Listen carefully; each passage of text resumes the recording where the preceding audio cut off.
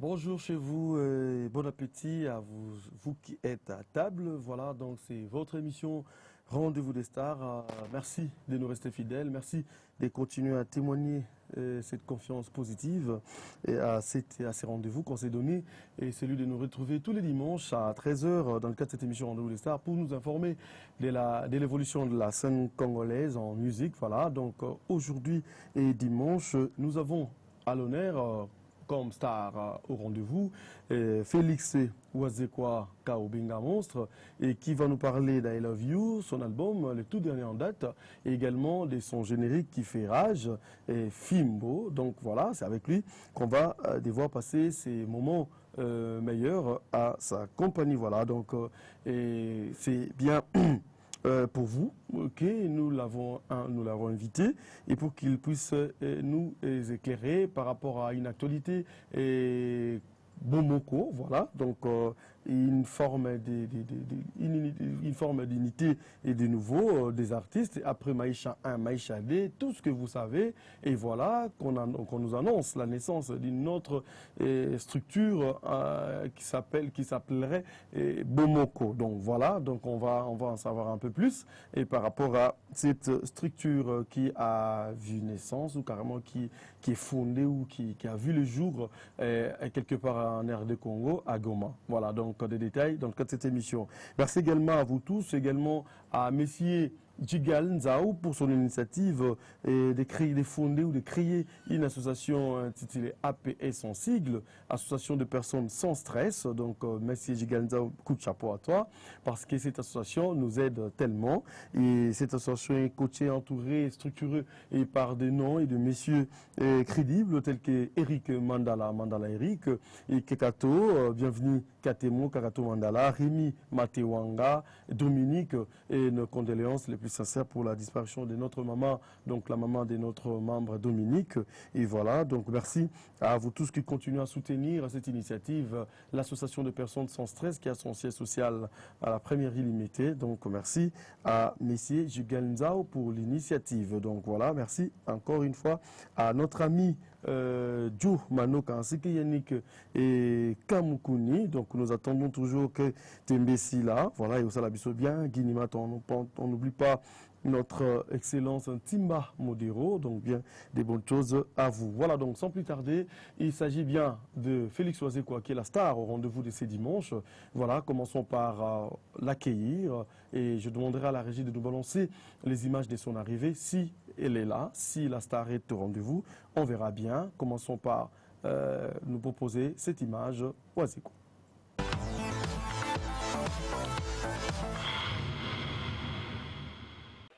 Voilà, donc comme vous l'avez constaté, il est là, Monstre Kabangé, c'est-à-dire l'homme de Fimbo, donc je pense qu'on sera chicoté ici. Bonjour et bon dimanche. Bonjour.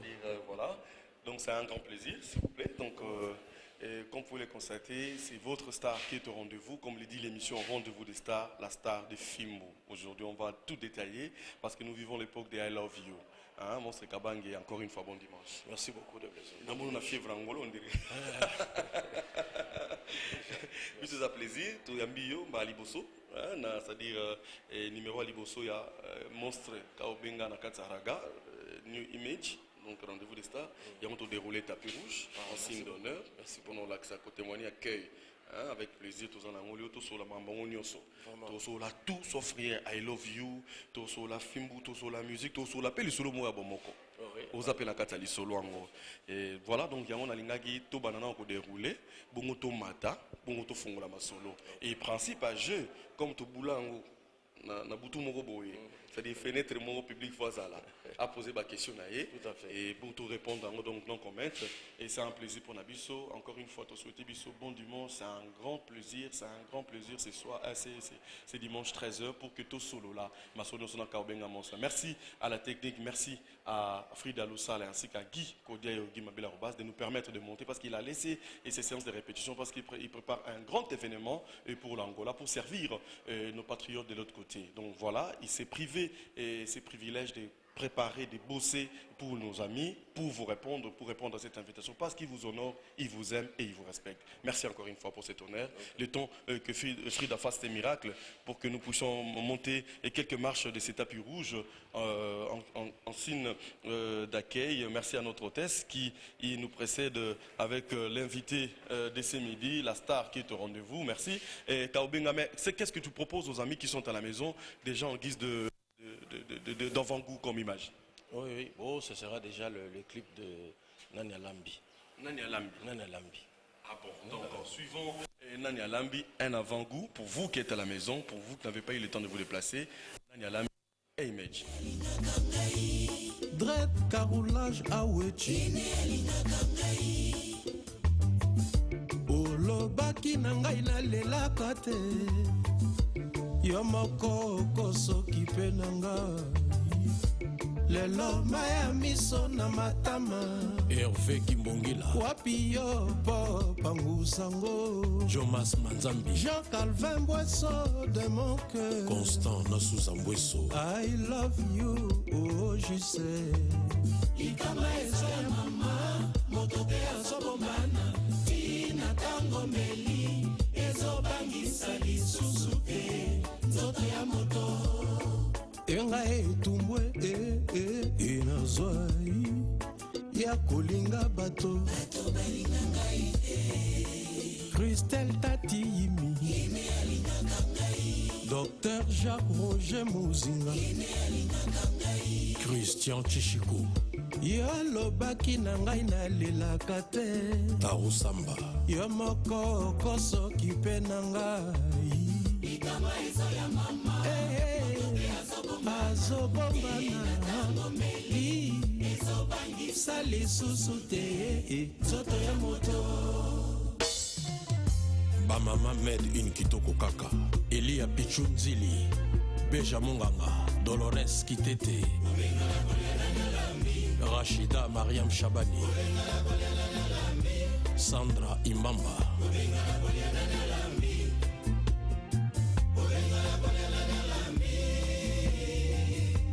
Viemiko extraterrestre Maître Kula Libula Metro Liga Rap Ndenge koma kaka kobengisa moninga bolia boyo ngana lia kiloko wana te Tolia Choufleur Mbembe Mayebo Wangila Mbika Misili Mikongu O nalia yango te Biloko Nzambe asala soki omoni moto akomi koboya kolia eloko seke balambelaka ye yango mabe yango wana papa pesa mbongo balambela yo na bato bayebi Ravi Kabasele Chéri pesa mbongo na kende wenze Papa pesa mbongo na lambela yo Jules Maswa Chéri pesa mbongo na kende wenze Jean-Calvin pesa mbongo na lambela yo Mweso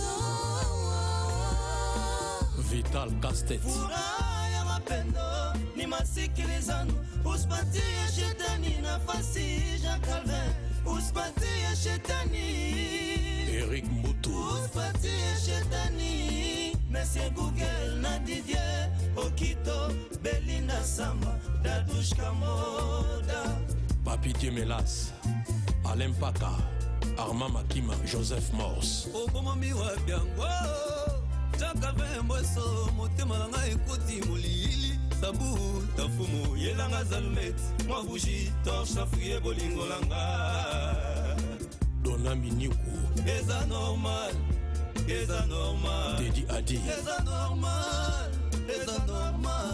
torche mafungu Jeff Mvwe Normalement, qu'on le plan. Voilà, merci encore une fois. De retour sur ce plateau, vous venez là de suivre l'entrée de votre invité, la star au rendez-vous, comme le dit l'émission. Rendez-vous des stars, on est là pour vous servir. Vous allez passer un moment agréable en notre compagnie avec la star qui est votre invité depuis vos maisons. Vous connaissez les principes de cette émission. Vous avez les numéros devant votre écran. Vous allez intervenir, poser vos questions à l'invité. Donc, non comment de ces côtés-là. Et il est là, il va répondre à vos questions. Il a suspendu ses séances de répétition pour vous honorer parce que demain déjà, il va s'envoler pour l'Angola pour servir les compatriotes qui sont de l'autre côté. donc au rythme de Fimbu et de l'amour. Hein, c'est-à-dire Fimbu Nassia Bolingo. On me dit vraiment solution m'aura bien. Voilà. Encore une fois, bonjour à Wazekwa. Oui, bonjour, de Blaison. Sali, c'est un bon dimanche. Tu sais, pour tout gagner, au Kenda. Pour l'objet déjà, au Samfolé et pour l'Angola. Bon, c'est ça. Hein, donc, semaine où toujours à partir à lobby, tous sont déjà en mouvement. Voilà, aux invités na biso de lobby, aux invités na bango, nanda kundenge et bazota la mais biso AWP et tous na lolenge na biso ko présenter invité ou batunyo so bayebi mais to baksa touche moko o yara toujours et ko bakise loko moko na ndenge to yebeli artiste na biso na ba rubrique oyo ezaka et constitution émission na biso, c'est un travail d'équipe auto sala rango makasi yango to le kambala moko avec votre permission na rubrique aliboso to bengaka portrait si vous le permettez. Merci à Guy Kodia ainsi qu'à toute l'équipe Guy Mabila Robaz, Nick et Amis ainsi que Chanchan Moutopa, sans oublier Jafar et Franck. Suivons tous ensemble la première rubrique de cette émission intitulée Portrait Image.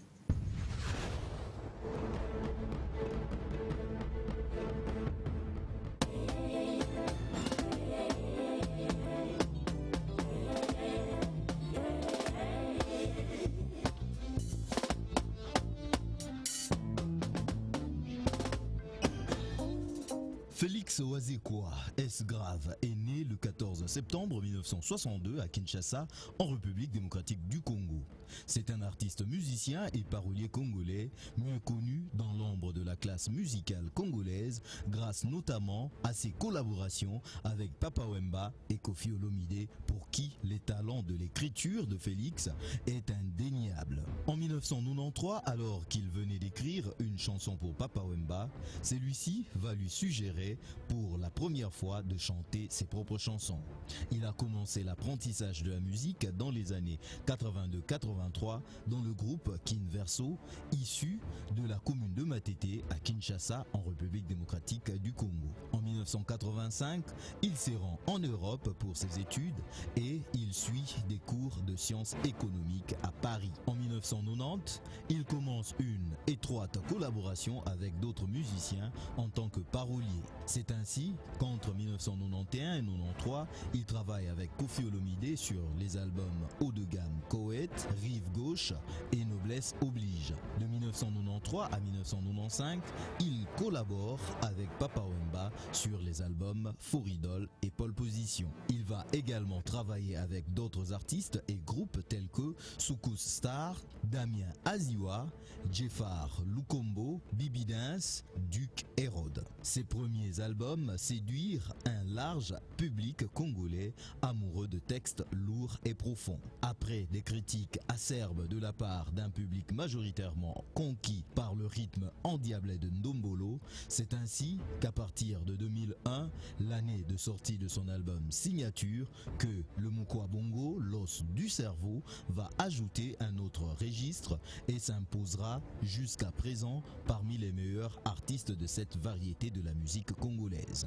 Étant parolier, il introduit l'idée du verbe dans la chanson. Le verbe est un aphorisme, une réflexion propre à l'artiste qu'il lance dans la chanson en lieu et place de se référer à un proverbe déjà existant.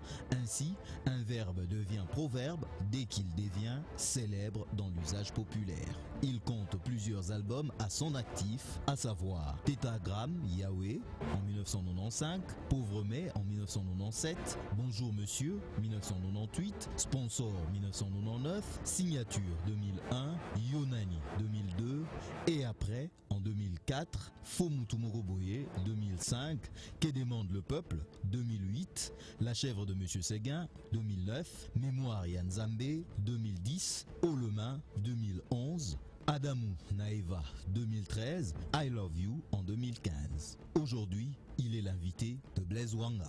Pour moi, il vraiment revendre la boye, je vais t'amener solo et ma copine née à Kala, et je sens la bien. Mais ce qui m'a ça bandit là, que ma copine à Kala. Et on a BBC. On a vraiment BBC, normalement BBC, mais pourquoi faut BBC ça? Quand on a un monstre, après la première rubrique, peut-être commentaire, critique, correction. Oui, oui. Non, c'est-à-dire que bon, il faut seulement corriger peut-être quelque chose sur le fait que, par exemple, Jeffar Lukombo, je lui ai pas cédé les chansons, mais on travaillait seulement en ami. Hein, quand il était à Paris, voilà, il y a un pour tout faire, tout mettre sur guitare, tout ça, c'est cas. mais na pesa ye pena nzembo te ke ayembi. Voilà. Donc et puis les lots des blaisons c'est que la koloba ezali ke wana ezali CV otika la ndenge wana histoire ezali ke na collaborer na ba artiste moko boye.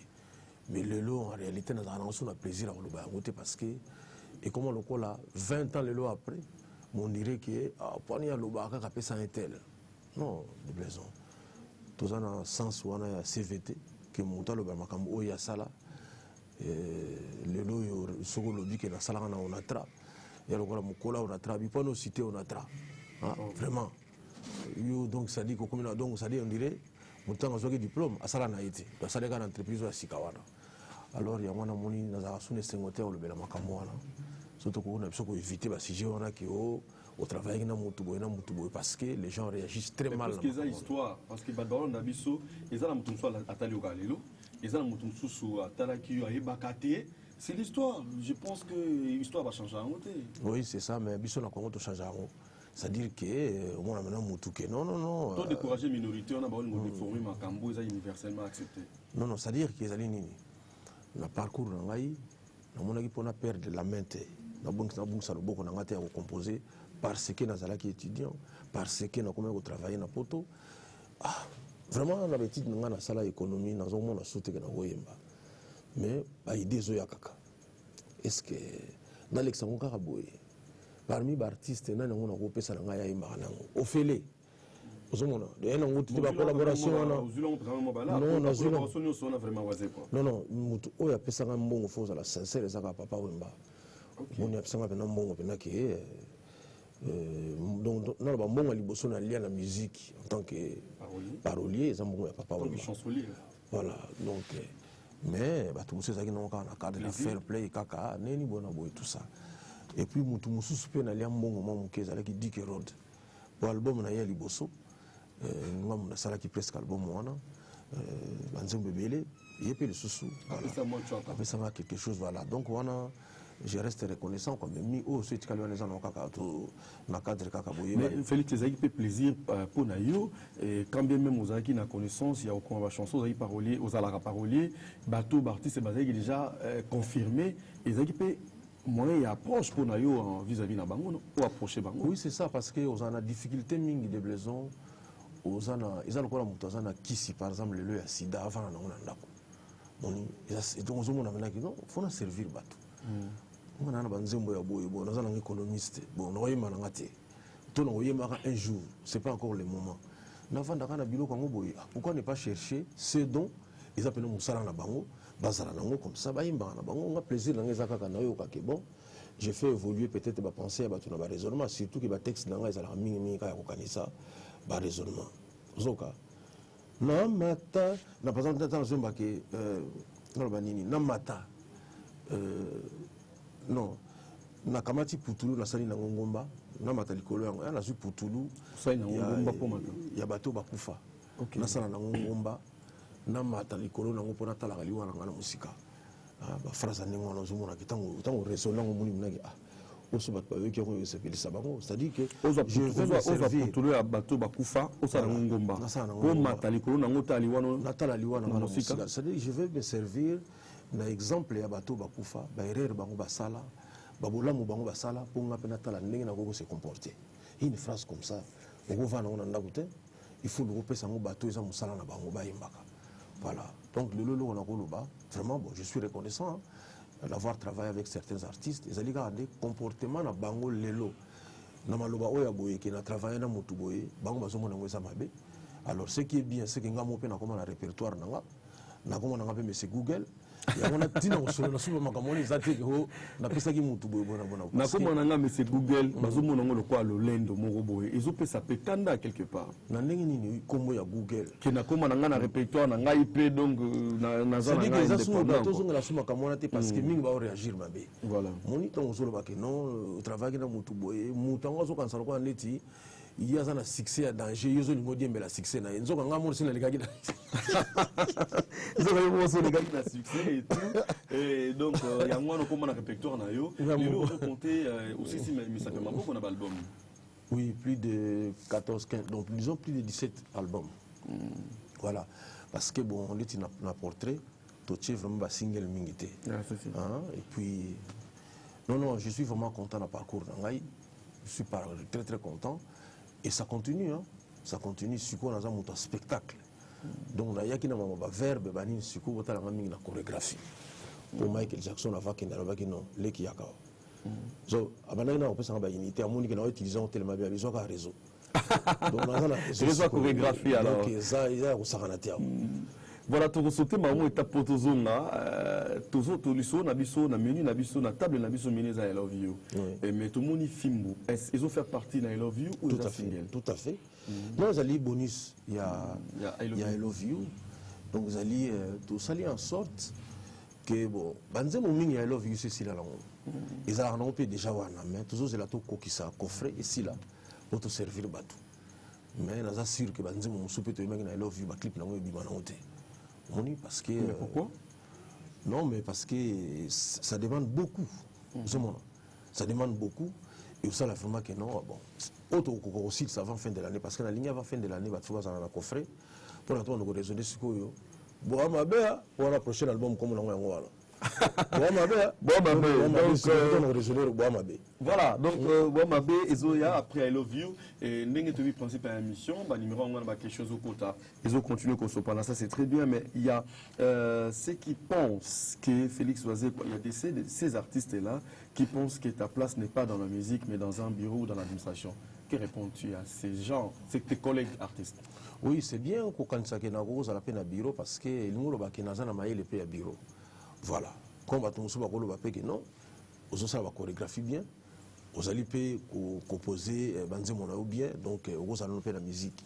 Ça dit que les Français utilisent un mot comme éclectique. On a compliqué français, mais c'est un touche à tout. On a presque nyonso. Et le faire bien. Voilà, et puis on a bien. Ça dit que on a guitariste. Pourtant, nous avons fait ça, guitare et s'il vous plaît. Guitare et s'il vous plaît. Hérité que. On peut s'en dire la mélodie. Ça dit, n'a pas signé surtout. Non, Félix a fait ça tout. Oui, c'est trois phrases. Il a un texte, il n'y a pas mbaté. Guitare et s'il vous plaît. Donc, je m'amuse que ça. Donc, il y a un moni. Alors, là, il y a un bonda. Naïbi Kobina, Naïbi Koyemba, on a mis ce tour mais Naïbi Kobina. Abi, c'est une guitare. Talaga Moutale qui tina Nyokalon. On est venu bombas. Oh, viens on dit ma gueule. Tu as le bon, à l'église n'a pas sa chaîne. C'est vrai que ça va se faire à Jimo, on a des difficultés. Il y a un thème, mais avec ça, c'est clair. Parce que le quai t'avait de ça, tu es baraté, Zugi, Massaonde. Non, ça dit que Moko n'a vu ça, tout ça, merveille. À tout le coup, vie Jossa. Aux autres, tout le coup, la Defao, tout le coup, la Mouta Machakado. Tout ça, tout ça, danser le monde en Moko n'a vu ça. Donc, bateau, à chanteur, mais ce qu'on a bien, surtout ce qu'on a jeune, soit Wenge. Parce qu'il y a bon danseur, et puis il est là, sur le taliban JB, bien. Donc, on a eu beaucoup de danseurs. Il y a un moni, la qui vraiment là, ça la parenthèse, on a félicité tout va apporter la danse. Donc, on a parlé qui n'a pas à l'impéla. Donc, vraiment, il y a un moni même temps, on a eu la musique, on a la danse. On a comparé, on a des fois, on a un problème. On a préféré un texte. Même le texte aussi, je pense, apporter des choses. Mais quand on a balancé, quand on a verbe dans la chanson, l'explication ne vient pas toujours. Tout ce qu'on a suspense. Comment il va résoudre? Comment quand ça résoudre les camois? Nengo tolimola, na zo putulu ya bawe, na salangomba na matabona taliwana na musika. On peut une explication après. Mais na kati, par exemple, il y a la chanson, le verbe reste verbe. L'explication ne vient souvent pas. Merci. Ok. Comment Nazo putulu ya bawa, na sala na ngongomba, na matana talaka, liwana na musika ye. Ngai na bokola kinyoka, baswinga na meme. Tano kimuta bokola nyoka, c'est-à-dire le danger. Vous comprenez? Il soit été. Mais même aux okasapina qui neti mokomsu na olamba ejour bon on a pas à suivre. Mais tant on a ma phrase en ngona ko fa na ndako te, ya on a pesa ibande ko na ba yemba. Mais Le problème, il y a verbe ezali nini. Ezali siko que momoni mobange azalaka déjà ça lembi na koloba mingi. Et momoni proverbe ezalaka mingi biloko ba mikolo. Ayebi ki tamba opesa ye parole alinga loba moke mais aloba mingi en même temps. C'est-à-dire que phrase na ezala moke mais bato bakanisa mingi. Yango nomoni naza obligé na loba ndenge wana. Mais ezala bato mosusu tango lobi déjà moke à comprendre. Mais c'est vrai que ça, on va nous expliquer, faire benayo. Bon, là, ça devient encore difficile. Tant on a le but, par exemple, Ngungi, Akanisaki, Bazobetela Maboko, Nzoka Bazolu Kaba Bomaï. Vous tout ça comprendre déjà. Parce que tant Ngungi Soka, Ako Kasaliti, ah, Nanda Wana a succès, Nazonga Sus, Ozomona, tant à Zongi Bozokane, n'était la peur, mon amatite, il y a son insecticide. C'est-à-dire, il écoute ce que vous avez beaucoup bengandé, vous avez ah bon? Avec la drogue. C'est vrai, vous avez il y a des insecticides. Donc, on se dit que donc, à mon avis, bien. Et puis, la technique, c'est bon. Alors, vous savez, mais tout le monde au lobby à comprendre. Mais tout le monde faut expliquer que et si quand vous cancellez, en réalité, vous avez pesika ou bazo sekayo. Makeli wana zo kaka wana boya de bleso ye ah webike bona bona nzoka ne omoni di kosi na ya do bazo seka na bango yo makelele wana yo zo oka tama kumisa yo ba se pande ngo kumisa nzoka bazo seka le musu défaut na yo ba sekelo kona yango no moni isala ka pasi wana ke le musu na lobili kamunga na zo mona ngona suka ah eza déjà clair pour na bato mais souci na nga pesa la kanini na lo babongo pour mon muta développer on a ndenge na ye. Pour ça aussi, ces explications, surtout, verbe ça sur la puissance. On casse mystère ici. Ça, c'est très bien, toujours continuer. Et les questions commencent à déjà tomber. Il y a bonjour de Blaison Wanga. Moi, c'est Glory Bolowa, depuis les métiers. Ma préoccupation concernant l'artiste Félix Wazekwa est celle-ci. Avant, j'appréciais sa musique parce qu'il reconnaissait, il le faisait bien, la musique tchatcho. Mais depuis qu'il a eu des conflits avec Kofi, je ne l'aime plus, ni sa musique. Et son conflit avec Kofi a fait que beaucoup de ses fans l'ont quitté. Enfin, je pense que c'est une préoccupation, ce n'est pas une question. Salut de Blaison Wanga, fils de l'homme, c'est Baudry. Et ça dit ça, depuis le métier, pourquoi on n'écoute plus les chansons telles que Photo et Identité dans des nouveautés, dans les nouveautés de Félix Wazekwa? Ça, c'est une question. Et deuxième question, bonjour de Blaison Wanga, dit à Félix, il est l'idéal d'un bon exemple de notre culture, surtout et par le respect de la femme, quand bien même il ne chante pas comme tous les autres qu'il aime la femme. Lui respecte et les autres prétendent aimer mais ne respectent pas la femme. Voilà, donc pourquoi Bazo a trouvé sur la chanson, on voit photo identité na batib na yasika et puis des deux alors idéal modèle exemple bien parce que tu protèges la femme, tu aimes la femme. Par contre, les autres prétendent aimer la femme, mais ne respectent pas la femme. Oui, c'est un constat où il y a sali on a peine à Rosala, mais ça mal placé ne bongo au Vani Singai. Dans le bandingo, on a pris aux alcoans et à Jesus pour la yemoko, finga baninga. Et là, ils ont préoccupé au lobby du Camboya. Photo, identité, wana. Mais c'est vrai, photo, zokangangai, tant que mon souci, on appelle ça photo à souka, ou on a zokang salamokili. Donc, on a sa photo, il faut déjà face à bien. Pour photo, il y a un peu de choses qui sont les catafalques qui sont au Koufi. Après, ça va bon. Oui, on a toujours besoin de photo. Non, on a Koufi, tel. Il y a l'image. Ami moi Koufi na matete, c'est là où est venue l'idée. Nathalie na catafalque qui bâti photo na ena maillot. Ah, dona maillot pena ya foot. Ça dit que ba looki pena photo ba go pena représenter bien exacté. Quand tu le commandes, ils sont moutakufi. Parce que l'illuminé, c'est le montage dans la Photoshop ou dans la veste. Alors que je l'ai moi dans la veste. Ça fait très mal. Et on a il le banini. Photo aux okanganga tant mon souci ça yango ya suka. Dans okang sana mokili. Ça dit les kambu o yozo sala. Tant mon souci les kambu acte suka aux opposés. Pas forcément la vie au niveau kufa na yote mais pour pas les musona mutu. Alors il faut que tout ça m'a ramené sur le camp la suka tout ça là bien. C'est ce que ça veut dire. Mais pourquoi là, je ne suis pas d'accord. Parce que si on a I love you, là, même na fimbo. Tu as un proverbe, on a un proverbe, Ce qui, moi, ça boyo. Comme tu me dis, tu es un fidèle dans mon mobali. On constate qu'on a repassé que chemise ma belle olem soupona na makolo. Ah, France a n'importe quelle France on y a. Non. Donc ça dit que Batou peut-être autre chose par la carte va générique, bali to le ba encore na rumba. Té. Ba France ça dit toujours mutu na bino azali. Bien mais la générique. Vraiment. Mutu na bino azali verbe ezali kabo nzamba pesanga. C'est-à-dire les ali ba benga ngona français avoir le sens de la formule. Donc nzamba pesanga li kabo wana ndenge musu basala ba formule na mathématique ngai za na maloba.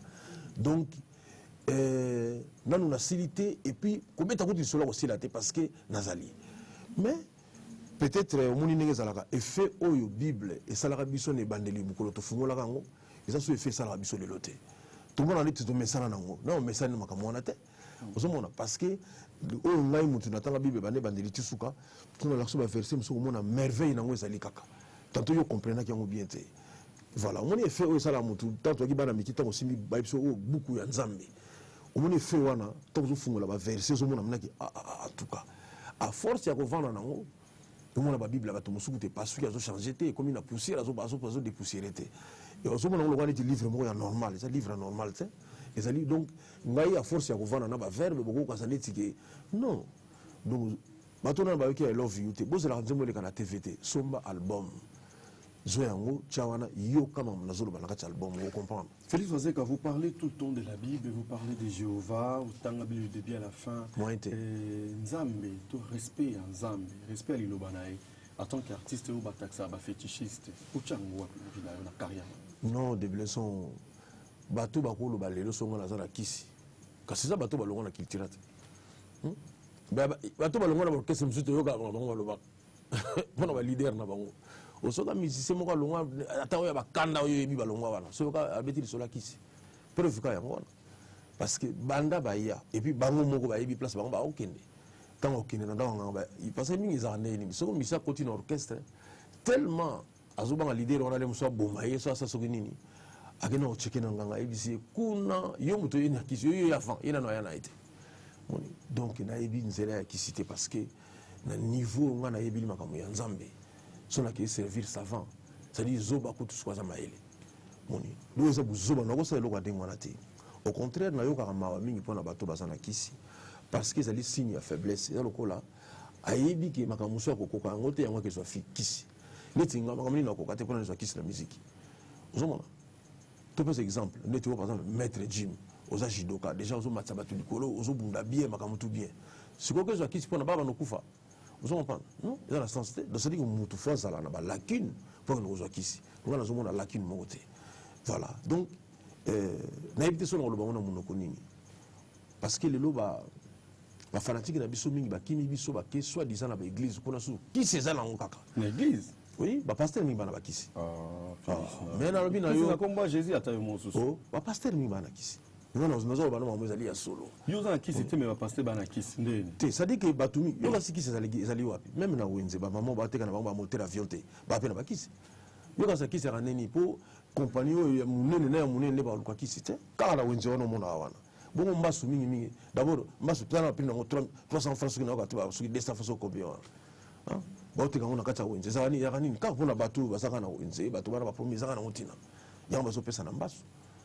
Donc lelo et ça là on a passé ndenge bato mingi balobaka soit disant musique ya mokili nde toza pe dimanche lelo o e bango ba uti église nde biso bakolanda biso te après ça ka habite mission te moni mais so ezaki pena ke makambo ya Nzambe na yebina la Bible mais bon mabe finalement qu'est-ce que pena na la Bible pena awa na bi nenga mabete benga pasteur na bino to solo na biso kaka ça que le l'église so changer pasteur ti so ko mangate c'est comme a été Félix Ozongi l'actualité avant Ozonga I love you parce que déjà il va s'envoler pour l'Angola qui nous servir et bah fanatique il y a bonne musique de l'autre côté mais tout ça na lelo après c'est bino dimanche à lelo et c'est une bonne chose c'est un cadeau voilà revenons à l'actualité c'est l'unité c'est bon moko une fois Félix Oloba na biso na ba émission je pense tout ça en haut qui maisha basela andeyo ça dit banga balingelo bol na maisha za yinde po babo mandeyo mais lelo yo ozomusu na jangwa bomoko ni nango changer pour ozonga finalement et loko ni ekomi ya malamu osangana quand même finalement. Oui parce que tout ça qui na Goma na production moko oyo maman moko avec ça biso pour l'anniversaire nae alors curieusement tout ça qui presque parce que neti ngai ndeko nanga Karpapa vie bozi tozaki hôtel moko mais baninga so batikali wana 5 bazaki na hôtel moko esalami siko ke tokutani biso tout tomoni ki tosolo na biso bien tomoni que on peut se faire beaucoup du bien tant aux à la bongo surtout on remarqué n'a pas vrai artiste musicien né bazaka toujours na beaucoup d'humour ce qu'on moni artiste moi azanga humour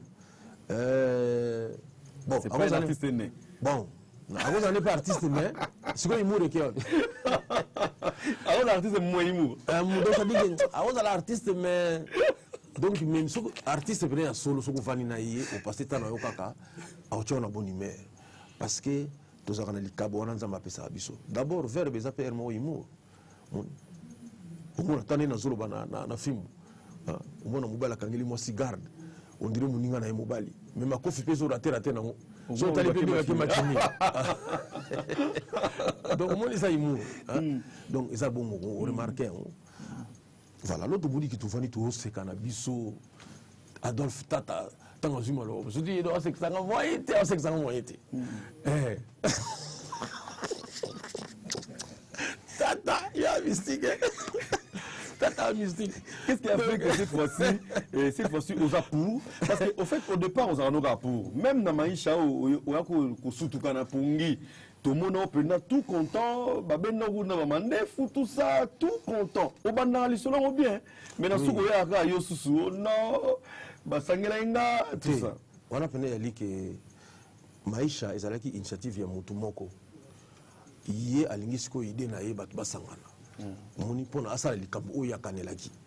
Alors que voilà, merci, les questions continuent à pleuvoir, voilà. Alors que na bomoko, ce n'est pas la même chose. Na bomoko ezali nango ke biso tout toujours likaniso moi c'est différence à bomoko na maisha maisha ça boula mutu moko a un objectif naï mais on plonge dedans oui mais oui mais comment faut reconnaître yango mais na bomoko ça nango boula batebele bafandi bomoni oh oui que tu fandi to seki to za bien poni to renouveler l'expérience c'est tout mais but ya bomoko ça mokopé artiste azala mandiante tout ce serait vraiment art na biso poto beta na biso ba concert biso moko ba producteur tout cela ka ba producteur te tala niti lelo ngaso na bina beta na martyr oui na obeta na ngai bato ya na bango mais tout ça niti ke le muso bato ya mingi vraiment te mais tant na mai na martyr wana to biso non mama tala mona pa kozala bato ba baksami mama mbila pa kozala bato ba baksami ande kono ojibeto wera to tata pe kozala papa wemba kozala vieux bozi Karmapa donc moni maman au stade tondi souci à bomoko yango wana c'est-à-dire que makamo mingi to sala yango biso moko au lieu to zela toujours producteur mutu mo sala la biso c'est moi indépendance quoi voilà tous en a moins indépendance moko c'est tout donc mutu ko ta kanisate ko batu moni batu bavandi basangani lingai neti ngana osangana na batu parce que ngamo na kokate na koka mutango te to na koka na neti artiste ni olobaki ngana koka ite donc on a besoin de mercenaires quoi. Voilà, mais est-ce que ça vraiment bon moko? Est-ce que tout le monde fait partie? Est-ce que il pose à la bon moko, pose à la vraiment bon moko? Ils ont sengaté ba tête ne so basala. Est-ce que tout le monde est dedans? Siko soko tuninga ndengo wana. Siko nzambe oyo akela biso. Sata kenda kiti. Aza tikala nzambe te. Tout le monde a même dans l'église. Akenda ki pose à ina na pas ki. Azaki na noti. Voilà, donc ça dit que ezali boye. Tango bazo sala ndako. Ezala ndenge nini? Architecte azana kati ya babe ngoni chantier azali msona ba géomètre ba ta niveau ya mabele de ba tongela ndako ngo yo peintre ko lobate déjà bazuna ba peintre terre on va pas la couleur va zela tala yo on va pas la couleur na nini na fondation ezalaka le azela tango tayo ko ba benga azela ba benga architecte donc biso to le connaît ba architecte car ba géomètre ya makama bomo vous planifier toujours planifier mamungu na musika mamungu ngakutu peintre bazu tala kutu ngakutu maso bazu ngate mais en tout cas oui que ça pressé on a pressé voilà avec présence dans la calme c'est comme qui dirait et toujours on a quatre répertoires à inviter et ça na bato balambongo ensemble le voix bazangi patience aux la wenze et fongoba voilà donc toujours quand c'est bon là que toujours on a quatre donc vous allez mbongo ya kusomba liwa mais bon on a patience aux la patience wenze fongoba pour somba na yango Vraiment. Il y a un moment qui est consommé liwate. Ah là là, il y a évité quoi. Donc voilà. Et bande ko bana ndako, biso to loba na rendez-vous des stars to fongo liamo de mission à peuple. C'est pourquoi à part biso batozo benga tozo poser ma question à biso to tanga ngonyo s'il vous plaît parce que votre invité il s'est déplacé pour vous honorer et vous respecter. Commençons d'abord par ceux qui sont à la maison au Kenek Verbango. Ils ont posé également leurs questions dans une des rubriques de cette émission Avis du public. Oui, bonjour. Madame, tu connais Félix Ouazekwa? Oui, c'est un grand artiste congolais. Je ne le sens plus tellement sur le marché. Je ne sais pas ce qui se passe. Donc, dans le temps, je crois qu'il y a, à l'époque de La Chèvre de M. Séguin, je crois, quelque chose comme ça. C'est vraiment l'album qui, moi, m'a vraiment beaucoup marqué. C'est l'album que j'ai vraiment senti qui vibrait dans les bacs et tout à l'époque. Et bon, depuis, c'est vrai qu'il a sorti. Après, il y a eu, je crois, bon, je ne cite pas en ordre chronologique comme ça, mais il y a eu aussi Mémoire en Nzambe et tout ça, la chanson. Hein, je ne sais pas si c'était le titre là-bas. Mais il faut le dire qu'on ne le sent pas. On le sent pas. Nous qui sommes dans les médias, on ne le sent pas tellement à la télé, à la radio. On ne sent vraiment pas tellement ses clips, on ne sent pas tellement ses chansons. Alors, je voudrais savoir si c'est un défaut de marketing ou bien si c'est réellement le fait qu'il n'est pas présent sur le marché. Bon, et ça dit Monae, hein, mais ça, truc, enfin, je crois que c'est un morceau que Justin a chanté. Ok. Oh, mon killer, mon le monde est fou, le monde est fou. Et puis c'est... Oui, Naïba Kaï. D'accord. Ok, merci beaucoup. Bonjour Félix Ouazekwa. En fait, j'ai 3 petites questions à te poser. La première question est celle de savoir, dans le temps, la musique congolaise avait un grand succès dans tout le continent africain. Aujourd'hui, ça n'a pas ce grand succès comme auparavant. C'est la musique ouest-africaine, particulièrement celle du Nigeria, qui a un grand succès. Alors, je voulais savoir, en tant qu'artiste congolais, qu'est-ce qui explique cela? Est-ce que ce sont les artistes qui ne produisent pas, qui ne produisent plus encore des très bons textes ou des très belles mélodies musicales? Ça, c'est la première question. La deuxième question, quelle relation tu entretiens avec l'artiste musicien Koffi Olomide? Et la troisième, pourquoi dans tes albums tu ne fais pas beaucoup de featuring avec plusieurs artistes congolais ou ceux de l'extérieur? Tu t'es contente seulement de faire des chansons avec des artistes musiciens et le poète Koutumba Simaro. Est-ce qu'un jour on peut s'attendre à beaucoup de featuring dans l'un de tes albums? Bon, Félix Ouazekwa, Bandé Monae, Nakanga Ming, Bandé Monae, j'aime bien ma parole, ma verbe nae, mais une chanson na kolo baeza Adam nae va oya featuring na Lutumba Simaro, extrême, ok. Conversation na. Oui, je connais Félix. Question on a posé Félix Ouazekwa, pourquoi tu as bagan na maboko? Parce que avant tu as bagan mais si quoi comme tu as bagan na habité à Zika maboko ou bien comment a expliqué pourquoi tu as bagan na maboko to ezaka que Michael Jackson ou comment, donc a expliqué pourquoi tu as bagan na maboko. Question on a posé yango Nzembo et Markangai et c'est qui ça Nzembo. Voilà, mais quand on met extrait là. Félix Ouazekwa, Mokou Abongo, musicien Maëlé, musicien smart musicien quoi. Bon, Motuna Eza Lissacité, Yo Félix Ouazekwa Moutaba Verbe, je crois que Fana Banango, pour comme il m'a Motuna, bon, mais au c'est répété, nous sommes dit que je crois que Kabayango. Ceux qui ont une relation nini,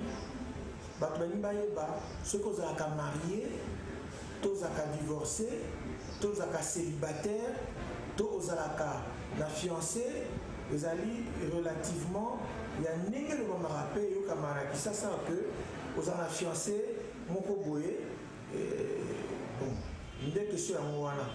Donc, il y a un peu de préciser plus bon, si quoi motuna otolinga toyeba bagawana comment bolo na yango to longola yango pour na bolo ti ba morceau Félix Oisé quoi ni na sepela na moto ngala sepela na ba verbe na pourquoi ça monta maele moko abomoti yemo onde to bien akaye na sepela mina ba verbe na pe lisusu na sepela na ba chorégraphie na donc il est créateur de spectacles. Par exemple, tout le monde a atteint aux malobo ya zo batte ou muter son na média na TV to na TV mini aux hommes là pas de danse wana chouette. Très bien, est-ce grave mon quoi bon. En fait Félix Oisé quoi na sebla na ba texte ne makasi. Na sebla na profondeur ya ba chanson na lingaki grave. Et alors on est na sebla na ba texte na et amenenga sikona poser question ayemba aloba na kati ya texte na aloba ke non soki okanisa ki Samson bakataka suki et alors ngai bokasa bosi manga na mandefu bon sikona limina yeba koloba lobaka ke non soki bokanisa ki Samson bakataka suki nga basiba bosi manga na mandefu et ngai elakisa nini pour selon ba dire ya batu to ka ke non ndego na yo na mususu asimba na mandefu yango ekitsa ngenge soki eza ya solo ayebisa biso toyeba si réellement eza yango. Voilà, merci en tout cas à toute l'équipe qui a réalisé cette rubrique, donc avis du public, réaction de l'artiste. Ouais, c'est ça, donc même on est la question des blaisons, la question de Mingi. On est dans l'ordre de la facilité. Ok, dans l'ordre de la facilité, ok. Alors, qui a senti que sur le marché, oui. On a évité quoi. On a évité ça, on a fait une beauté vraiment. On a bien fait une beauté. Fimbo oh le stade mon maison imbango na évité ce qui vraiment c'est bon marqué ga na évité ce qui maman siko olingo na za na marché ningi chaque presque année na za un album na marché donc non je suis là ezalika ke mingi bokomi na bino lelo batu ya ba koni ba ninyo ba chaîne étrangère voilà mais heureusement ba clipper ça sous ka kuna mais ça na ba chaîne yo sauté et puis makambe tout ça na lelo électricité ni na zo le kan émission munene ki toko gona de blaison wanga vraiment le fils de l'homme batumso mona babandaki nanga merci bakati batumso azu biso kana katikati voilà place mususu ba donc ça dit que tout comme on a problème c'est toujours système à saluer au drapeau donc ça dit monsieur bandi batumso tout élément na ba télécommande de télé et calé na raga pour système à saluer au drapeau voilà mais au monde batumso so landaté non je pas partager vraiment la vie na été non moi je pense que j'ai fait tout pour dans une activité. Dépendant de lobby du Camboya état civil donc non en tout cas vous excusez on est allé vie privée mais vu que les artistes mingi mais ça ne ça qui bino que le même portable là-bas na bango mais on a vraiment les vie privée je pense que tant on sommes moins dans un cadeau je pense que tant on a vie na yo il faut ça quand même privé parce que tant on voté par exemple gouverneur Moroboye tu voté pour moi si naïté tu voté pour na kitoko to maïla bana naïté tu voté gouverneur pour na mutu naï ou ya ko sala pe to tout na rapport par rapport à y donc tout tient en pende ngona na musique ba dégâts et sala mingi moni parce que mutu mususu lelo alinga ye bakaka le mususu camarade waze ko sanani tango ayebi tantôt azulu kasikoyo a approcher nga par mutu wana moni ba corrompre ndenge nazala na mutu mona yebaka kala na kotanga kombo te ntango boyokani lisusu te ye wana ake quelque part voilà nga nakolivre orchestre wana na boye heureusement donc nazala na kisi te yango wana c'est-à-dire moye botindelanga mpe sms ya te parce que naza na raison na bino te moye botinda sms ya te moye bojoindre nga ezali te voilà donc yango nomoni c'est ce que je peux dire. Et puis, question de Zala qui. Bande Kouzoni, balé pour les gants. C'est Mora Lobby, Zika Maboko, Moutoumoussa Lobby, mais pourquoi Bagan? Bon, peut-être, je ne sais pas. Est-ce que, après qu'on répondre, est-ce que ne fût-ce que Kolaksa qui est au Zika, tu es zongi dans la place, pour les alouks, peut-être des alouks, mais Kolaksa quand même que Maboko, moi, tu es en bien. T'es des blaisons. Moni, ceux qui le lot, on a habité des blaisons. La monnaie, tu as le non à Kissia, la Singa Kissia. On a bien la map, on a mon ils ont bon. Donc, c'est quoi, donc, voilà. Tu es comme on est tout le monde à Kaka. Article la torsinité. Allez, on a la torsini, on a bon aboy. Tu vas y aller, saut aller dans la clip, quand autobi, madame Monaïva. Mais l'artiste s'est choisi un style. Style n'a pas la ligne là. Moni, ce qu'on y a, balinette. des blessures au monde na miso ya mabete. Donc mais là tu as balinette, na ti bagan, na lingi, na zana style na ngai. Voilà, ça look au artiste ça nango. Moni ti commandé na autour ba wana quoi. Donc ala singa kisi na loketo bo. Alors on a total anano. Ti boya ko mona bolumbu ya mutu parce que il faut répondre à ma question tout. Moni écoute, il faut que vous ayez par exemple besoin de la vie privée dans la réalité. Ils allaient bien, ça veut dire que mon temps a passé tant dans la musique, ils ont passé dans la distraction, au moni comme l'élo, donc au moment là ça dit quelque part comme on énervé bateau. Voilà. Ngai na ko répondre à la question na boy tant bozolinga déjà ba texte na ngande bo tuko lo bawana. Exact que ceux qui par exemple les Nazaraki na moi sitôt fiancé ils m'ont ça les langues texte voilà donc intéressez-vous à l'artiste vous serez moins déçus que vous s'intéressez à bateau ou à quoi entourer dans la vie parce que mimi beaucoup ça là-dessus. Voilà, super, toujours continuer, je pense dans quelques lignes, une phrase, mais qui va satisfaire dans la rubrique avis du public, je pense. Hein? Oui. Donc je pense toutes les questions, ils ont et Samson, il voulait comprendre c'était quoi au fait l'explication. Non, ils ont amené Bissoto de la Makamousou, les monsieur gêné son émission. Voilà, donc au niveau, ce qu'il faut dire en fait, c'est quoi? C'est que les loyaux artistes au quartier latin, beaucoup n'ont pas problème presque n'a Bissonio surtout. Mais dans mon ensemble, il y a des artistes moussous. On dirait qu'on va poser ma question sur mon quartier latin. On dirait qu'on va répondre à la question bien. Ah non? On dirait qu'on n'a pas problème, n'a pas même. J'ai bien piano. Werason, Fabrigas, Mama Chala, Vienyoka, ça dit que presque va congolais surtout.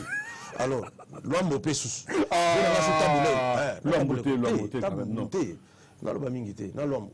L'homme au pe taboulé ipé. Siko donc siko soko ya mi bango bino pour savoir ba question te ndire nga siko na ya neti na spécialiste na été.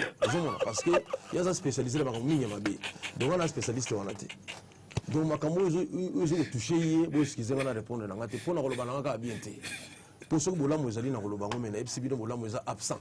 Est-ce que ça la mutu bola mo eza absent ou c'est? Na ebiso kasi mutu onde wana.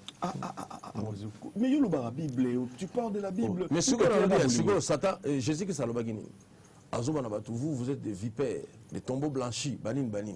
Parce que ça arrive bon. Donc nous sommes en ensemble de on a sa place moulir les athées. Je ne sais pas que nos frères, on a quoi ça rabattu. Nous avons la vérité. Seulement, et nous allons bien te, parce que nous avons la sonne. L'invité sur la fin mission a déjà établi une question monétaire. Mais tu as inventé par rapport à bien Bozanango à incriminer encore l'artiste en question. Ah, pourquoi vous l'incriminez tous? Qu'est-ce qui vous a fait? Bon, c'est tout le monde qui n'a pas un bon discours. Voilà. Personnellement, j'ai préféré éviter que ce soit la maman Moutouana parce que c'est déjà un mauvais signe. Alors c'est que aux hommes mabé, vous comprenez bien, c'est au monde bien été. Parce que les Congolais surtout à un artiste il est problématique. Oui bien. Donc ceux qui ont ça l'assemblant, les tout le monde autour de la beauté, nous avons ces pénanayo, mais tant on a moni que vous avez pas problème, il y a un boy. Ça c'est le fanatisme aveugle mon frère. Il y a un on a le baramokolo Satan au bas la salle vous a la vidité. Parce que Satan s'appelle un adepte, il est auto pour le baningo. Aux adeptes à Satan. Ah mais non, mais c'est un frère moi Satan, derrière moi Satan. On s'attaque à la mélomane. C'est pas possible, c'est pourquoi d'ailleurs je me vais directement demander à Guy Kodia ainsi qu'à Obi Mabila de chicoter et cet esprit. Oui, il faut chicoter l'esprit, faut chicoter l'esprit, on a film. Ah, vraiment.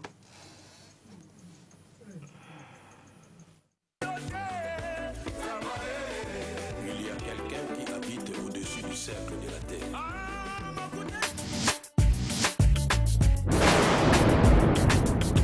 Élection Miss francophone Afrique édition 2015, en soirée des galas placés sous les signes de la lutte contre les violences sexuelles en République démocratique du Congo. C'est vendredi 9 octobre 2015 à 20h juste au salon Okapi de l'hôtel Venise, une soirée pleine de surprises agrémentée par la chanteuse Anouchka la tigresse de Belgique et autres grandes vedettes de la musique congolaise. Contact et réservation au 099 99 045 10.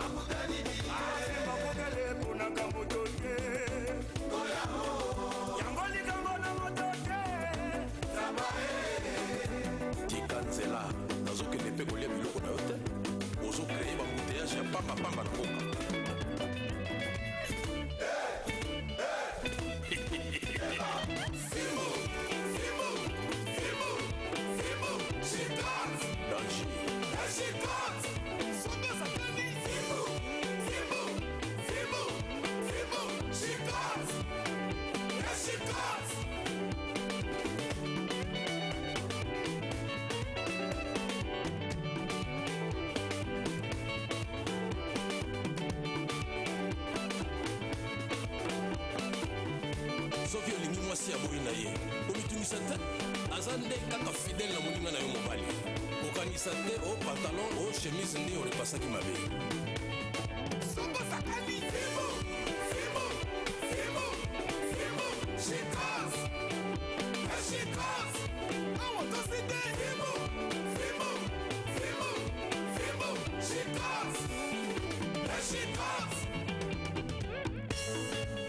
bato ya misala maboko totelema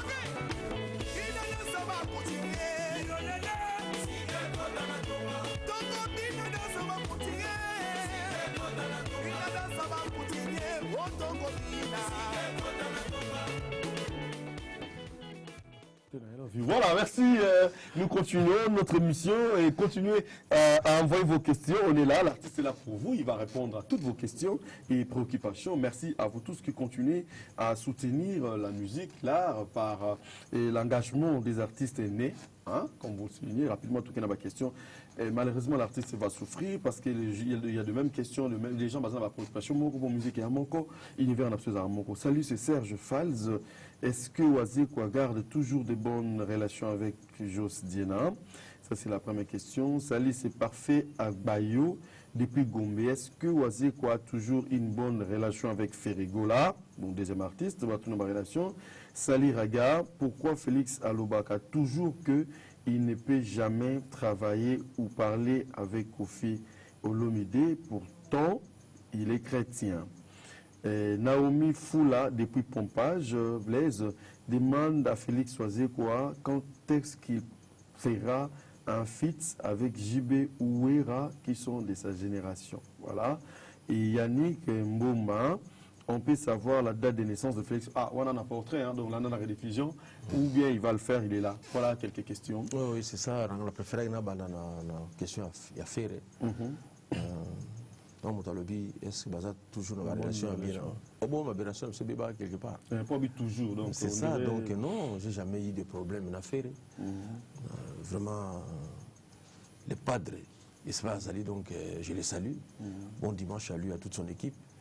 Ils allaient bateau, ça la lelo que si on a vendu, bon, même si on a confié dans la musique, il y a un bateau, on contrôle en haut, bon, ça la fierté musique, on a vu ça, on a cabossé, on a nani ndekonanga nani bébé Bouchou Montana Kamenga basawana Fabregas Bill Clinton ça dit que bango tout wana lelo Fali voilà donc on est très content dans la jeunesse wana par rapport à Jos Diena oui tous en la relation il y a bien en tant que bateau nzamba sala mais ça dit que la relation humaine mais par rapport à Moussalate donc on a la tigala na souvenir à mabe et pas à jeune wana ah bon voilà.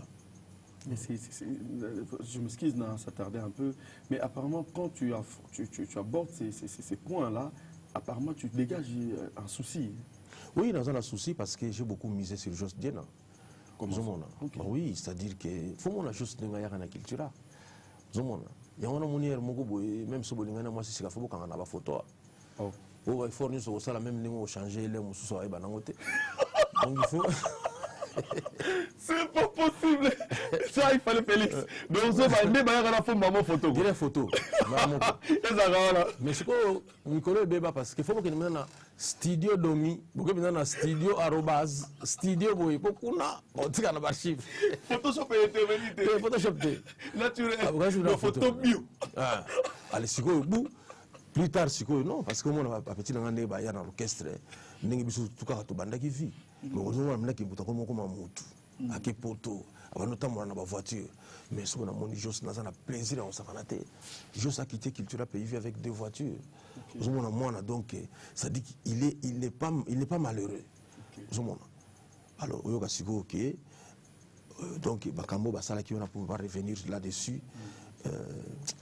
Ça fait mal, donc vous sentez. Tu imagines, parce que c'est un ami qui a un exemple dans Bolingo Po, Moutou, Oyo, Arolbaki, Azara, serviteur à Bolingote, Azate. Pourquoi on a Moutalia à Fumbate? Au moins, on a Moutou, il y a un Mbikate. Mais Moutou a l'ingaraté. Rassuane est raté. Moutou a l'ingaraté, quelle soit forme à Bolingo, quoi. Attention, à Bolingo, il y a Batouté, il y a moi cité Mazana Bolingo. Les fils qui y a Balé qui naïe, il y a Parents naïe. Donc, nous sommes tous des serviteurs de l'amour. Voilà, merci. Waouh, les questions continuent à pleuvoir, c'est chaud ici. Voilà, donc, alors, pour mes alliés Nini, pour mes alliés Siko, exemple, moi c'est dans mon Bali.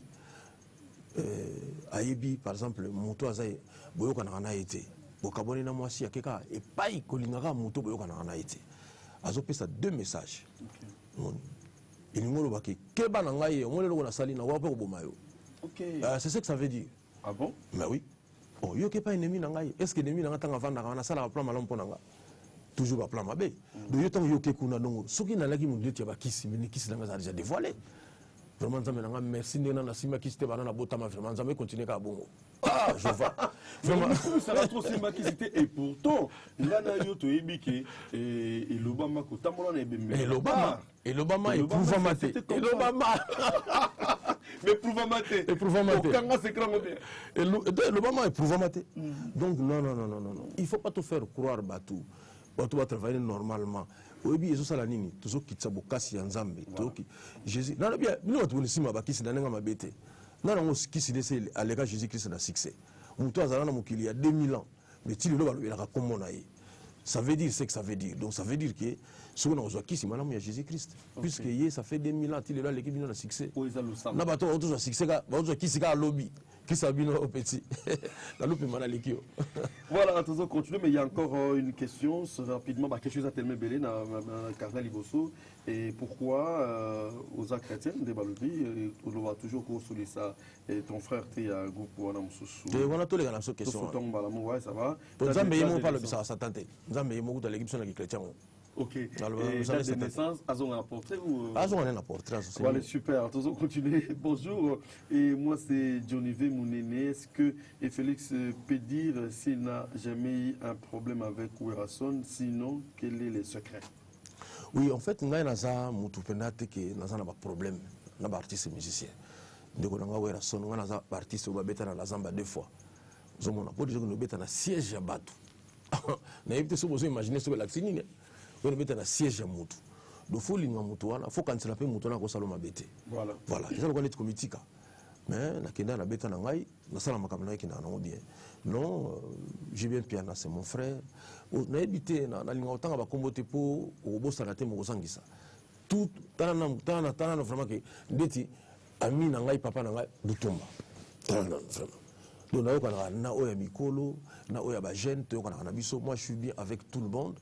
Sauf que dans mon killing la kaka nanda kuni surtout attaquer sa propre nini poubelle les angara na za poubelle atama des poubelles dans les ali les angara na hote.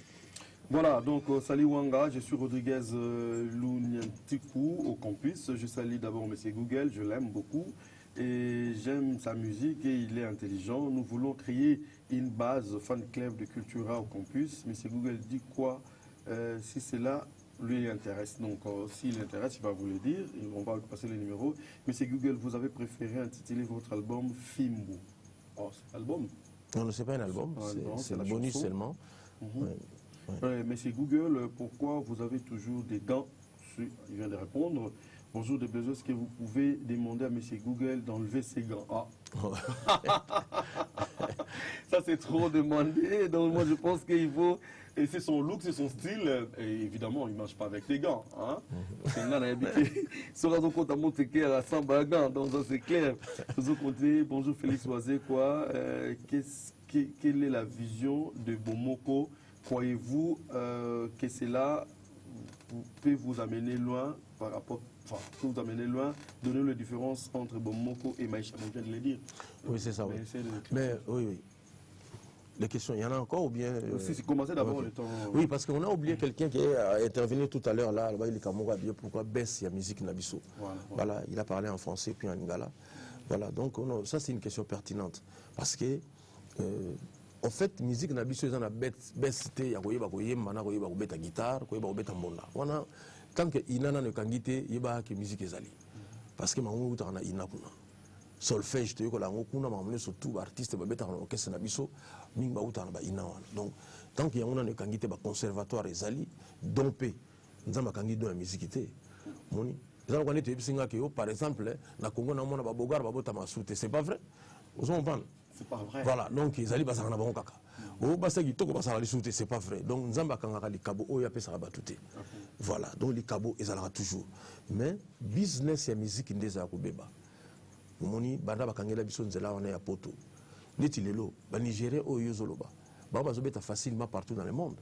Biso tant tozobeta te parce que ils n'ont pas des zones interdites. Donc par contre la musique congolaise a des zones interdites. Voilà, si quoi tout ça la Europe, les États-Unis. N'appelle ça moi l'ICC. On va pas comprendre. Yo moi si aux mi balé. Oui, comment nango? Donc comment non? Si quoi yo moi si aux mi balé. Bazo prétendre babala yo. To bafana na yo. Moko ayaka chaque jour kota la yo. Des blessures tout ça les choses moi si vous vous rappelez na bota ba momia. Donc c'est quoi des blessures les choses moi si. Ba mi bali bazo linga yo. Moko ayaka presque chaque jour. Talio presque tout ba ayaka chaque jour. Mais mon souci yaka kaka la fin du mois. Mais ce quoi yé na ebisio ba problème né aussi dans la famille na monate.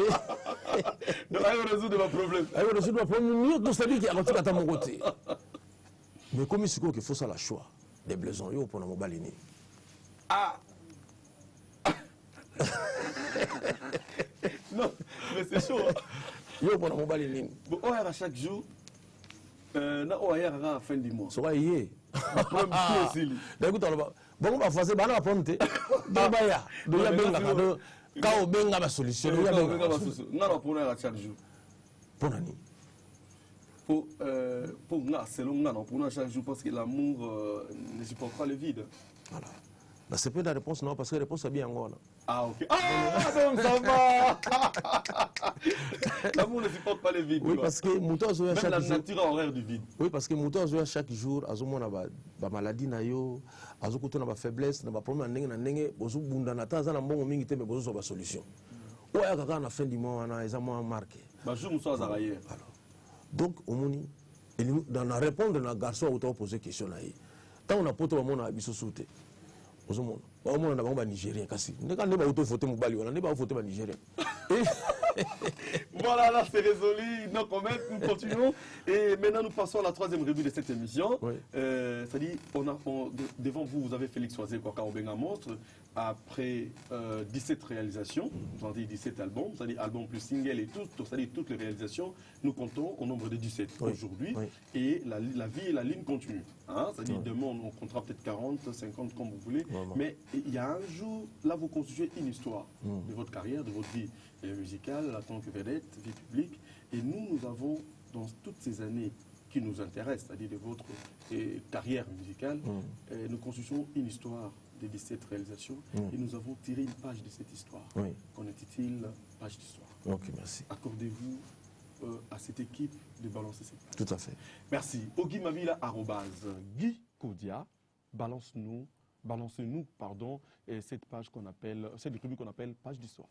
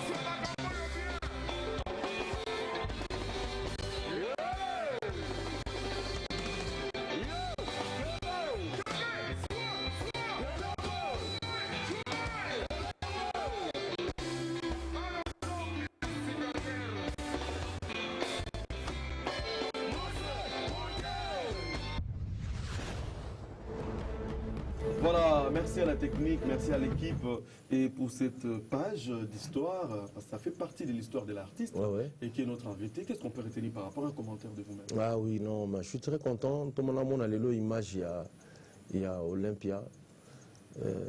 Ça rappelle beaucoup de choses. Ils ont rappelé d'abord Bakulutu, Bandeko Basali Sengai, pour nous connaître la possible. Pesambote Mingi Nakulutu Mozito, Adolphe. Pesambote Mingi Nakulutu Variste Boshab. Mbote Mingi na Alain Tendai, Dread Carolage Awechi. Mbote Mingi vraiment la bino surtout. Oyo na moment wana, Bosala qui en sorte que eloko wana est la possible. Bon, c'est vrai que Ngamon a déjà des moyens. Il y a autoproduction. C'est-à-dire qu'il y a Fanny Nathalie Nabino. Saloyo. La salle wana ya poto wana. Eza ba salle moko Olympia wana. Et puis jour on va comprendre que Olympia est en étage. OK. Pour ba concert mingi beta en Olympia na ninga mabete za la bala saka ba tunase quoi. Nté, ils ont étage. Ce qui tondi penda. Il y a un étage.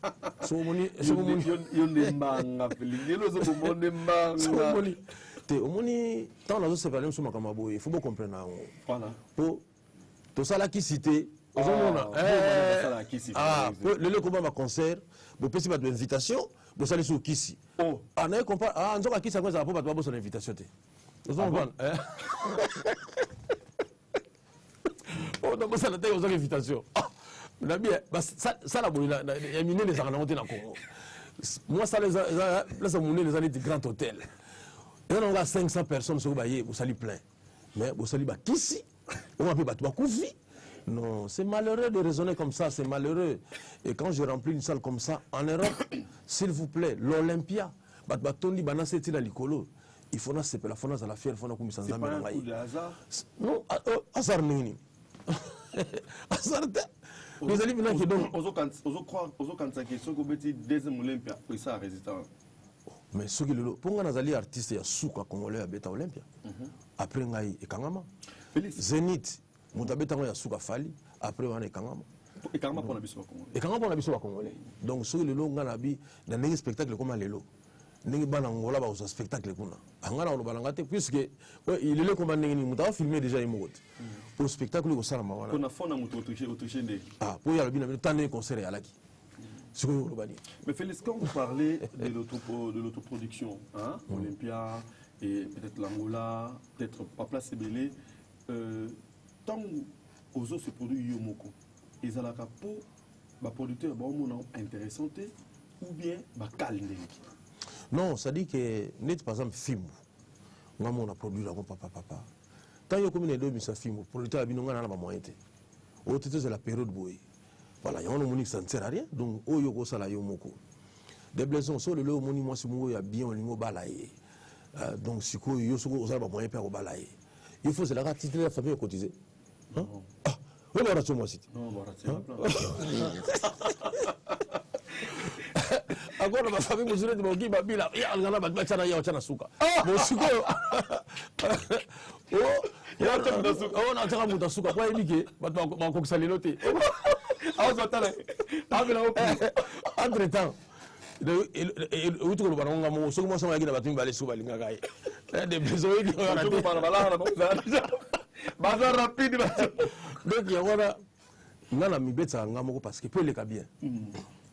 voilà.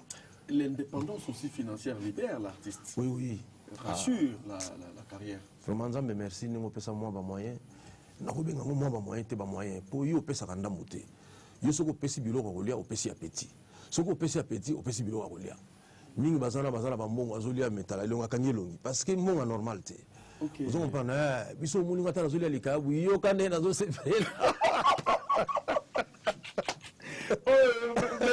mon cordon vraiment il y a les likabu ah c'est là ça c'est sardine non c'est ah ya kanyelongi c'est pas là des pour mbongo ngweza ba kamebele quoi.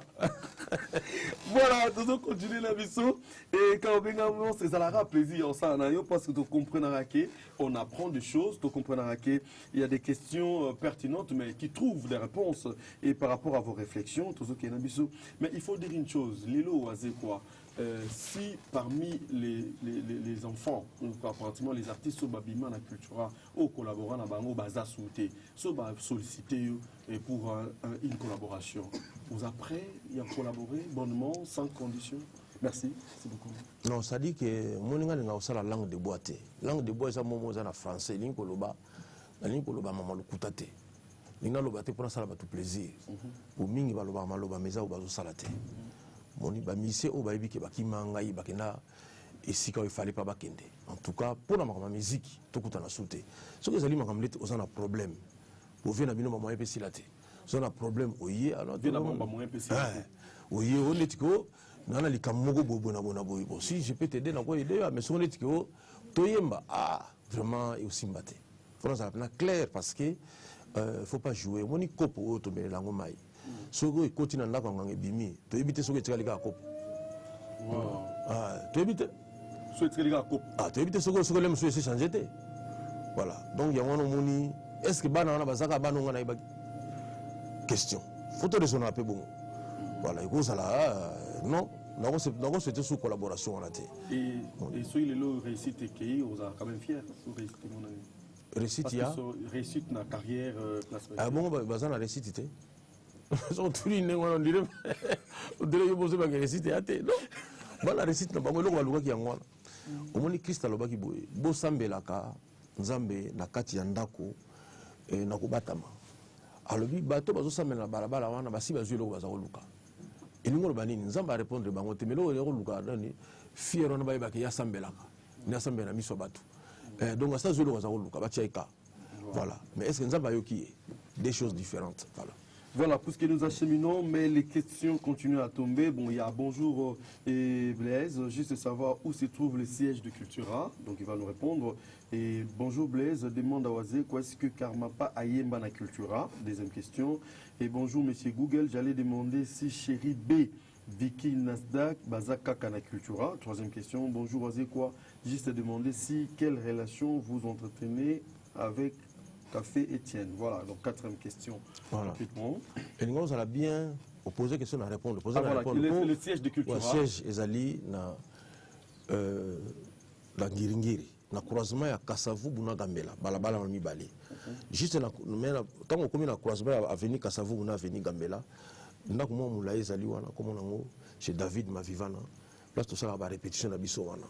C'est-à-dire que le collègue numéro 45 Gilet d'or chez David Mavivana, tu répètes avant. Et bonjour Blaise demande à Froisé quoi est-ce que Karmapa Ayemba. Et pardon, Abosani, chaque mercredi, tu répètes chaque mercredi, jeudi. Mais ma répétition, mingi ça la masque on a nivandako. Ok. Pour qu'on a ce que ça a appelé Bozolia, Bozomela, calme, toujours corriger ma faute malé. Mais pour qu'on a moyen, dans l'acceptation, nous sommes bien ati. Parce que le public a convié. Voilà. Et est-ce que Karmapa Ayemba na Cultura? Karmapa Ayemba to banini. Sur le bien qui tire, on dirait qu'il tira. Non, ça c'est pas bien. Car ma pas à la qui a sa bidanga. Moni, na monnaie qui mais car ma pas à la musique qui cala. Na ba vinanga ba miko. Boga to benga ve miko extraterrestre. Chanteur, moni ne ba betana ba car ma pas à qui batteur. Moni, batteur. Avec drummer, pena to benga drummer. Ngasuko le roi na plus jeune que bango na ota na ba répétition ne ba za sala. Donc voilà garçon moi qui na za na talent na ye. Alors ce tant to comme na poto na milobela ke loko mo ko musuna ina ba mise na poto ngana bi kalma pa ba mise ba so to na seul album ko ya te pona ka wemba pe bien o sala ta mo eloko mo to sala eloko mo ensemble po na mutu na ngana lobaka boyi ba fi na ngo ba sala musique le mususu akotika ni suko sala ngote mena sa katana mungongo na ye voilà esprit wana kwa na katana mungongo na ye na yoka fi kalma pa tango azala musicien asala ka boyi vana ye ba fi kalma pa e kare la mulaye. Bon, quand on va pas les canaux, les sous 3 ans. Ah, mais moi, attends, ça va, moi, mon vient à eux. Oh, déjà, quand tu bandunda, il va venir à Bisso, dans ma salle à Bisso, non, non, ça vient avant. On va venir à Pondouana, serre na yo. Grande sœur. Voilà, non. Attends, aux hommes là-bas, Lyon, grand frère Lyon. Parce que là, on va Bisso. Et un album nous à qui on collaboré bon en tout cas bon nous va souter est-ce qu'ils sont mais à ça là soso alobakete lelo akoyembate akanisaki tongo ekotana te nzoka mikosaki tongo yango wana etani asala elo mwa bien soso akanisaki lelo koyemba te akanisaki tongo ekotana te asala elo mwa bien wana ezalaki ide na ye moni pa ale tomeki kolandalanda na pembeni voilà donc eza vraiment souvenir monene. Voilà, monsieur Google, j'allais demander si Chéri B, Vicky Nasdaq, baza kak na cultura. Non, baza sous la culture, pour nous, ça mais on est en bon terme. Voilà, bonjour, vas-y, quand je te demandais si quelle relation vous entretenez avec Café Etienne. Bon, excusez-moi, c'était donc, il faut tout le monde sur ma master, Jean-Calvin Boisseau. C'est même Moussinono, Miller Lutelo, Banane Banane. Ah, tout le monde. Malgré carolage à Wetchi. Talaga, dead carolage à Wetchi. Voilà, donc malheureusement, nous sommes arrivés à la fin. Les questions continuent à tomber, mais souffrez et qu'on arrête l'émission, faute de temps. Mais le programme de l'Angola, vous avez passé combien de temps pour manquer Bissau vraiment? Oui, à peu près 3 semaines l'Angola. Wow! Oui. 3 semaines l'Angola. Et ben, il y a un concert moko. Timbala moko pena ba sponsor pena o pena non. Il y a solo quoi. Ça dit pas comprendre que spectacle est en Angola. Michael Jackson d'Afrique. Azoya. Bah il que maman ya spectacle show et chaleur est allié. Non, ba wotika la simate faut bazala wana donc to komi déjà na 3 concerts. Or na yebi susu na batu bazo benga ngali susu. Siko bango siko le balo ba concert bazo proposer ka mbongo na kozo. Tele belé ngala bino na tele belé na mbongo te. Voilà, malheureusement à la fin, Félix, vous avez les derniers mots. Et pour clôturer, parce qu'on nous fait signe, c'est-à-dire multi-robas, bah doit un bon assuré la position matin et à Libala, à sa télémia, c'est-à-dire. Ce qui peut retenir. Voilà pour tout l'arena, voilà tout ce qu'on a vu. Nous sommes arrivés à la fin, Félix, peut-être un message de ma fan qui a manqué Bango pendant un moment, et pour rassurer Bango que vous serez de retour juste après. Oui, le 10 octobre, tout ça en Atlantique. Bafanatique bato balinga wazeko bato balinga mission cultura o bazana bande ko na Angola botini la bango na WhatsApp bo informer bango ke orchestre na bino zobeta kuna eza façon ya ko contribuer na parce que biso to sala akisité to contenter que ça laisser toni na ngote na etondité il faut to communiquer boye il faut bino ba fan bo communiquer po bato ba ya solo biso so muta zo sukola ayibi pourquoi zo sukola ezalite ko bimina mwasi aoyeba ke bimina kineka pour l'accès ba photo azo ba nikutu ka bimina yo Kisi na kisi. Ça va, ça rappelle bon. Ça va bon. Attends, on va dans Congo. Oh, aïe bien. Ça va bon. C'est en toute vérité. Oui, on a bien.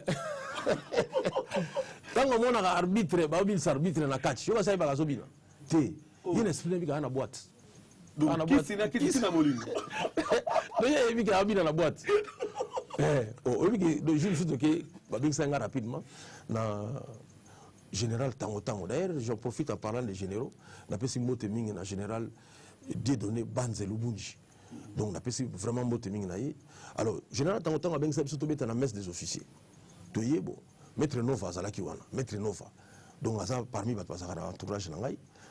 Hier le quoi ça qui Azaka kala kachera bino présent na ko arbitrer un match monter rapidement le roi moyen na bundate ngabi kene ko arbitrer match. Obiki Maître Novaye en matière qu'on a bénéficié na nengo sangana te. Tant la zone mo ngabi a tout la présent habité bien ngabi habité bien mais sauf que ou ce qui taminga na obina abinga jamais na go obina. Mais on tombe si lelo. Yanga ba tumusu ba comment azu moi sina kisi titanga zo bimane moi ça se bateka ba bimana. Donc à comprendre le cas yo mu kolo termine ba petit bota la photo tala. Moni na gina na tongo tala bona bo vie o ba posa vie. On a la vie. Bon, ça la vie, la vie, on va lingo. Oh, il y a vu un albela. Ah, caché, on peut ça, on vient. Ah, viens, on se quartier, on vient, on boy. Vous comprenez? Nanda, vous avez la vie. Oui, mais comment il y a un colo, faut la savoir, la miké, mon nom, il y a bassi, il y a au bout de malabang. Tout le monde est en plus, aussi, on a qui mais viens, la vie, on a. Oui, donc, ils ont déjà. Debout, qui c'est dans la debout. Viens, la vie, on a quartier, beaucoup de quand on a zolo, vous avez pas eu Sony. Ils ont comprendre, on va continuer sur un bongo, la basse la quicité quand même. Quartier, on fait un quartier musical. Bon, mais. Tu as remis malheureusement à la fin. Ah, viens, mon ouais. Mais bon, ça vient, on va ici.